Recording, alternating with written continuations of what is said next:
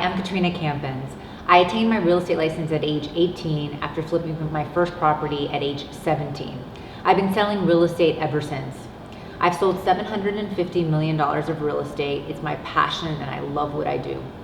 I also was on the first season of The Apprentice, which served as a great stepping stone to starting my own company called the Campins Company. My niche was selling to sports and entertainment athletes, where I sold over 350 athlete, entertainers, and celebrities' homes all around the nation.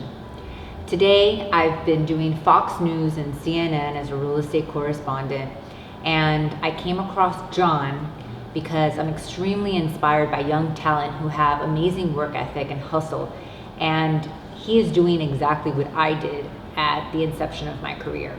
So I was really interested to hear more about how he got started and what keeps him motivated and inspired.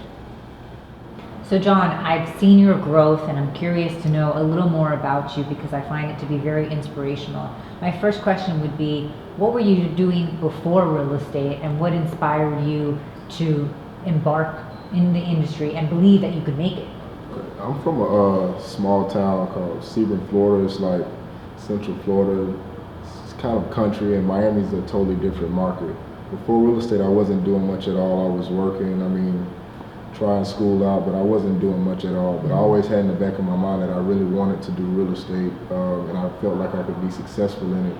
And I felt like Miami was a market to go in, give it all I could give it, and see what happens with it. So I just always felt in my inner self that I could be successful if others were, and then I felt like Miami was a great market to take that risk in. And you took that risk because most people don't have the guts to take a risk. Exactly, so. Yeah, and it worked out, but it wasn't always easy, just knowing that I never made $1 in real estate until I moved down here, so it's a leap of faith, and you gotta have hope, but it worked out. So when you think back to your first year in real estate, what were your biggest challenges? Was it education? Was it your age? Was it money?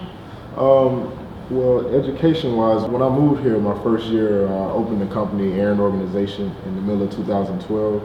But when I first came, I was actually tried to be a real estate agent in South Beach. That didn't work out much at all. I didn't get any commissions. I wasn't successful at it at all. But it was a coach there that actually took me to a real estate investing meeting because I've always were inquiring about investing. So he took me to a meeting and I heard a guy speak. His name's Dave Dinkle. He talked about how good his students were doing. They were making 6 figures monthly and things of that nature. And I felt like, let me see what this guy has going on. I feel like I can do this. This is what I want to do. So I ended up meeting him and I spoke with him and we hit it off from there. So I give all my education to him because I could be talking to a seller, I could call him, I could be, in a jam, me not having experience or education, but I had him to fall back on. So it wasn't education. Money, learning in real estate, people think you have to have millions of dollars to start off, but there's avenues in real estate that don't take much money at all, maybe a deposit. I know you mentioned that you flipped your first house with $100. $100. Which times were very different then. Yeah. But yeah, sometimes, it doesn't take as much money as people think. So money wasn't a problem either. I think the most problem was just staying focused, just running in, going at something that I've never made a dime in, and just having that faith and just knowing that it was going to work when you didn't know. You know what I mean? Absolutely. Yeah. Having that determination. And exactly. So when you finally closed your first deal, what came over you? Oh, it was great. That's the first time I've seen $1 from something that I had been working on for months. I started in the middle of 2012. Well, I would say I met Dave, my mentor, probably at the end of 2012, and I was working with him for 3.5, maybe 4 months. I was getting properties on the contract, but I was overpaying for them. They weren't good deals, so I couldn't really do anything with them.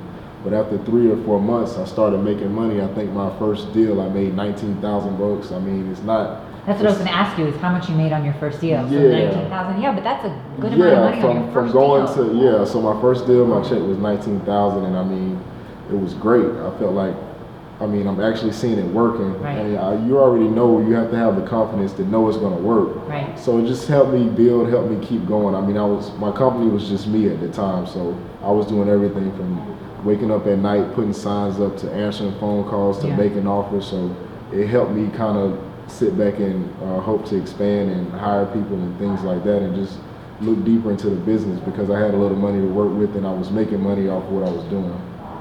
What is your biggest suggestion to people that actually want to be investors?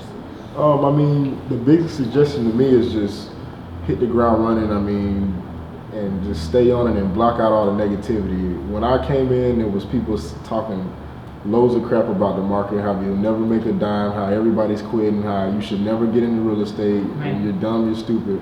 You just have to block out all the negativity, focus on the money. I mean, and hit the ground running. It's not a get rich quick scheme. It's not just one day this and one day that. It's an actual business, so you have to focus on it. So just respect it as that. Don't respect it as a get rich quick scheme, and just stay on it, hit the ground running, and just it'll work out for you. And you need to block out all the noise. I think that's one very good word of advice that you're mentioning, because everybody's going to tell you you can't, and you just have to stay focused and in your own lane. Exactly, yeah. I mean, just because they might, and then things fall through for some people. I mean, it's real estate. You can have something on your plate that you were expecting, and it can completely fall through, and it affects people in different ways. So those people might tell you, give it up, this or that, and then you might have a guy, a multi-millionaire over there that went down the same road, but he continued. So just continue, persistence, and just stay on it is my suggestion to all new investors that looking to get into real estate. And we all know there's so many highs, but there's so many lows in real estate too, so you have to stay motivated. Just prepare for them and expect them. Expect to make mistakes. Expect to go through hard times with it, because you know it's light at the end of the tunnel for the new ones. So how long did it take you to get your first deal? I think you mentioned that you worked for 3 to 4 months, right? Correct, yeah. So, I mean, I was getting properties under contract, but they weren't deals. So I would have to get out in my inspection period, because we go over them, and I paid too much for it. So by the time I got my first deal, it was about 3.5 months. Some people I hear, I know guys, similar guys that got in when I got in, and they made a lot of money in their first month. And I know guys that took a little longer. So, I mean, persistence is the key. So guys that's making money at the beginning, I mean, it's different for everybody. You might not get a deal between 3 or 4 months like me, but it's different for everybody. But it took me 3 to 4 months to make money off of it. And you're finding these properties, and then you're putting money into them, and you're fixing them up, and you're selling them, or you're just flipping them? We do, at the moment, we do both. But when I first started, we only found a good deal and just tried to send it to another investor to purchase. And how long did that take? I mean, it took us 3.5 months to get it, and another couple weeks to close. But my first property was just a property that we didn't put any money into. We just found a great deal, and another investor and bought it. Yeah. That's great. Yeah. So the market is certainly different now than when you started. How are you making changes? How are you adjusting? And where do you see the future? When I started, there was a lot more cash buyers, a lot more international buyers that I was seeing. But when I started, like I mentioned, I was by myself, so Aaron Organization was just me. But now it's 7 of us, so we have a lot more automated things in place, a lot more things that's done daily, the same exact thing. So for me, it's kind of a numbers game, and we have it down to an exact science. So I can't compare the market between then and now, because my business was so different. I mean, if it was 7 of us then, I could tell you exactly the difference. But right now, financially wise, I'm seeing a lot more buyers getting loans instead of straight cash like it was when I came in. A lot more buyers getting private lending and hard money and things like that. So financially, it's changed. Also, properties that I bought when I started has almost doubled in price now, so the prices have gone up a lot. But business-wise, I mean, we're still kicking, we're still doing pretty good. And when you say you have it automated, what do you mean by, like, so that somebody understands that wants to get into the industry? I mean by automated, the exact same thing, almost like McDonald's in real estate. So the higher up you are in my company, is the more experience and the more knowledge you're gonna get. I have people a girl that's been there the longest with me, so she's the closest to me, so she would be a little less black and white. She would be able to make a decision about getting a deal closed, and there's a few people that's been in the company longer. But I mean, automated is make the same amount of offers or try to increase your offers. This amount of offers will get you this amount of counters or this amount of rejections or this amount of accepted offers. Out of those offers or counters, these amount are going to be actual deals. So we kind of can predict the type of money we're going to make on a monthly basis. Are there certain areas that you like to focus on, like underdeveloped areas, or? I mean, it doesn't matter for us. It's all about whatever makes sense. We try to stay away from HOA fees. We try to stay away from age-restricted areas, but we do the whole Tri-County, West Palm Beach. We do Broward and we do Dade, all the way to Homestead. So as long as it makes sense, we do it. How many homes have you purchased and sold thus far? It's hard for me to keep up. I had a lender that I just hooked up with out in California. He's pretty large, and when I just look back briefly, it was over 100. It was almost close to 200 homes that we've done since we started. But I mean, that's something that I don't try to keep up with or keep a logbook, but it's in the hundreds. That's great volume. Yeah, it's absolutely. good volume. Yeah. And how do you share the profits with everybody in your company? Yeah, so everybody in the company gets a salary, a base salary. So whether we sell a home or not, everybody gets a salary, and it's a team effort. I mean, without them, it wouldn't be much either. Everybody there has a role, and everybody does great. You said you have 7 people now. Yeah, 7 of us. So in every home that we sell, everybody gets a commission. Whether you found the home, it's just a team effort. We all move as a team, and when one person in the company makes money, we all make money, and we're like a family. We're real strict. I mean, real tight, and we all have goals. Mm-hmm. We all ambitious. We all want to grow. So I'm just glad to have the company where it is. That company culture is very difficult to establish. So congrats on that. I appreciate it. Mm-hmm. What has your experience been fixing up homes? Good, bad, ugly? I mean, I like it. I mean, we do both. So if we have a deal and we can sell it as is, don't touch it, that's cool. But renovating homes, I mean, our project manager, he's been with us a long time. His name is David. He really likes it. I mean, because he gets into it, he changes this and changes that. And it's more profit when you're dealing with a retail buyer. I mean, it takes a little bit more time on our hands, but I like it. I mean, there's nuts and bolts that you have to keep tight, like making sure, I mean, everything's done up to code, permitted. You have to wait on this and wait on that, and those are things that someone may not want to go through, but for us, I mean, we're perfectly fine with it, so it's been great for us. What's the biggest profit you've made on one deal? The biggest profit made on one deal is $92,000. That's and great. It was a good deal. Yeah, I mean, and it was great. I mean, when you look back and you're in school and you got people in college telling you, hey, you graduate 4 years or you do 6 years, you can make $40,000 a year, or you can make $50,000 a year, and then you jump into real estate, you go through what you have to go through. I mean, the bad times, and you see the light at the tunnel where you're making in a month with some people with masters or whatever. Never even making a year. Never even making a year. So it's just puts you in a whole different ball game. But yeah, $92,000 is the most we've made off one deal.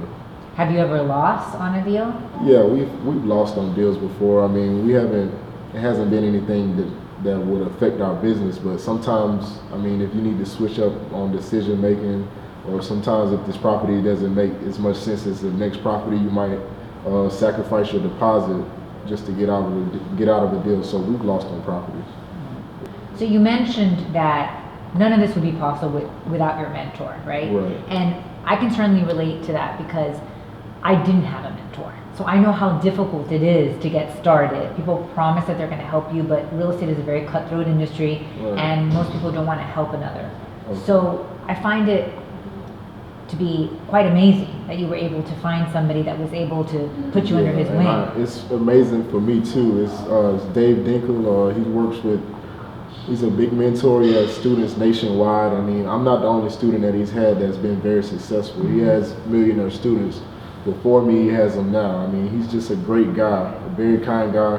I'm just blessed that he took me under his wing to show me the ropes. I mean, there's times that I could call him, and just being new to real estate, he'd tell me to do something. Mm-hmm. I'd be like, what? That makes no sense to me. But it'll always work out. I mean, and that's another thing when you think you know things that you don't know. Right. So it was great for me. I mean, that's who I owe most of the success for me personally in real estate and for the company, because me having him as a mentor saved me years. I feel like we wouldn't be where we are today if it wasn't for him, with his experience, cutting all that time back, and just me being able to ask him what to do in a certain situation instead of making that mistake a couple times and learning on my own. So I want to give him, like, if it wasn't for him, we wouldn't be anywhere near where we are. And there's a lot of people that can account for the same thing, because I'm not the only student that he's taken under his wings and turned him into being very successful. So Dave Dinkle, if it wasn't for him, I mean. And you're still working with him now? Yeah, I've still talked to him a lot. I mean, it's a different relationship now. I mean, at the beginning it was strictly business, but now it's just more of a friendship. Yeah, it's just. Would you consider helping him mentor other people? I mean, I'm more of a player than a coach, so I want to be in the game. I mean, I don't even want to have the time. I'm just trying to grow the company and trying to make it as big as I can. But anything for him, I do. If he wanted me to speak to someone about how I went from this, or our company went from this to that, I mean, I do it for him. But me personally, I'm more wanting to be in the game than mentoring. Yeah. Well, that's a huge blessing. And how did you even find him? You said someone took you so to... how I found him was I was in Miami Beach. Right. And somebody took you there. Yeah, as an agent. And someone took me to hear him speak. And he spoke, and he doesn't accept people. And like after I got into the program, he was like, when I spoke to you, I was like, I don't know how this guy's gonna do, but I'm gonna give him a chance. Right. Yeah, and he said it worked out good. But yeah, that's how I met him, just going to a meeting and hearing him speak. But it's been great ever since. So where is your business now? Where do you see it going in the future? And for people watching this, how can they get involved with you? Right now, we buy and sell single family and multi-family homes. We do a number of deals monthly. That's where we are now. We're doing very well with it. Where I see our business going is development, like new construction, units, high rises, and things of that nature. That's what I'm focusing on personally for the company now. So we have the capital to getting started into it, and we're looking for partners, maybe with the experience and things of that nature. I know I've spoken to you before about it, and you told me a thing or two, but that's what we're focused on now, just development and new construction. So you're looking more for a development partner as opposed to capital. What if somebody has capital that they want to give you to invest in, whether it's single family homes or development? Yeah, I mean, we're always open to that. I mean, we have a lot of partners and we're very competitive. I mean, as people know, I mean, but it's more of an experience thing. So if there's a developer, or if you're developing and you need to get in touch with us and you're looking for a partner, we're always open to it. That's what our main focus is. That's what we're focusing on now.